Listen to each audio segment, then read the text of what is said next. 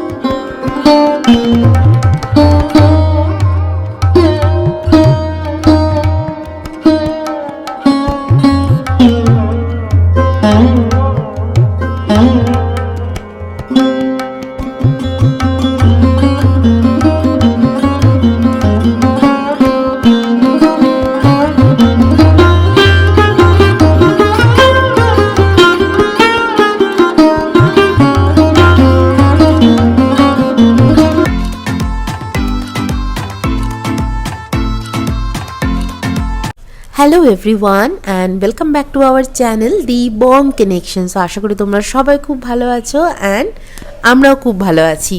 আমার যদিও একটু ঠান্ডা লেগেছে, বাট আশা করি তাড়াতাড়ি ঠিক হয়ে যাব। আর তো কদিন পরেই হচ্ছে ক্রিসমাস। তো তোমাদের ক্রিসমাসের প্ল্যান কি? আমরাও বেশ কিছু প্ল্যান করেছি, লেটস সি। তোমাদের সাথে সেটা ব্লগ হোক, পোস্ট হোক, তার মাধ্যমে আমি শেয়ার করব। তো আজকে আমরা এসেছি হচ্ছে মোক্ষদা একাদশীর দিন ইসকন মন্দিরে।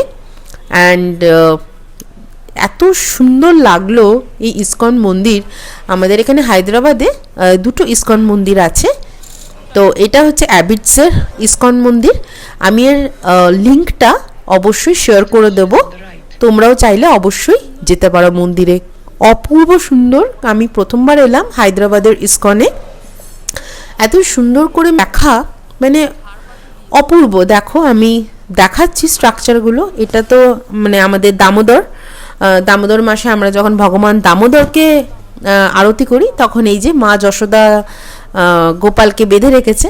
আর তো কালিয়া দমন এদিকটা, এটা হচ্ছে গোবর্ধন পর্বতকে যখন ভগবান শ্রীকৃষ্ণ নিজের আঙুলে করে তুলেছিল, তো তারই ছবি এখানে রয়েছে। এরপর আমরা যাচ্ছি হচ্ছে মন্দিরের ভেতরের দিকে। মন্দিরের সামনে এরকম এই লনটায় পুরোটাই এরকম ভগবান শ্রীকৃষ্ণের লীলাকে বিভিন্ন ইয়েতে দেখানো হয়েছে। আর এটা হচ্ছে মন্দিরের ভেতরটা। মন্দিরে দেখতে পাচ্ছ অনেক লোকজন, কারণ ওই দিন ছিল হচ্ছে মোক্ষদা একাদশী। মোক্ষদা একাদশীর দিন ভগবান শ্রীকৃষ্ণ অর্জুনকে গীতার জ্ঞান দান করেছিলেন। তো তাই এই দিনের তাৎপর্য খুবই অপরিসীম। আর আজকের দিনে তোমরাও গীতা কিনতে পারো, কাউকে গীতা দান করতে পারো। এটা খুবই ভালো। শুধু আজকের দিন না, যে কোনো দিনও করা যায়, কিন্তু আজকের দিনটা খুবই মানে স্পেশাল, যেহেতু মোক্ষদা একাদশীর দিন। আর মোক্ষদা একাদশীকে বলা হয় যে এই ব্রত পালন করলে নাকি পূর্বপুরুষরা মোক্ষ লাভ করেন, এবং হিন্দু ধর্মে এই একাদশীর গুরুত্ব অপরিসীম। আর আমাদের রাধা মদন মোহনকে কি অপূর্ব লাগছে, তোমরাই দেখো। আর দেখে জাস্ট চোখ জুড়িয়ে যাচ্ছে। আর ভগবান জগন্নাথ দেব, সুভদ্রা মা এবং বলরাম দেব রয়েছেন এখানে। অপূর্ব সুন্দর ভগবানের মন্দির আর ভগবানের সাজসজ্জা।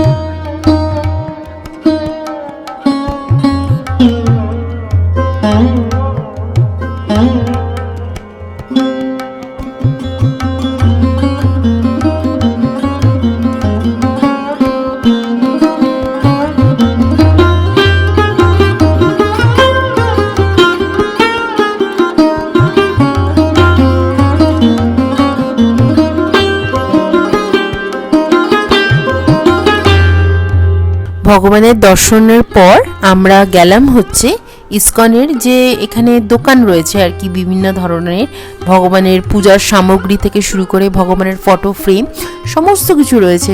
একটু দেখো, আমি একটু দেখাচ্ছি তোমাদের।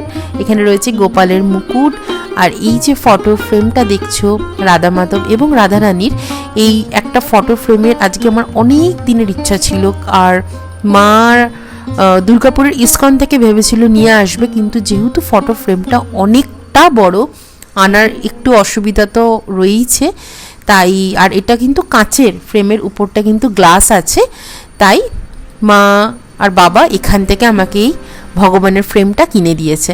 আমি এটা বাড়িতে লাগিয়েছি, তোমাদের সাথে অবশ্যই কোনো একটা ব্লগে শেয়ার করব। অপূর্ব সুন্দর দেখতে।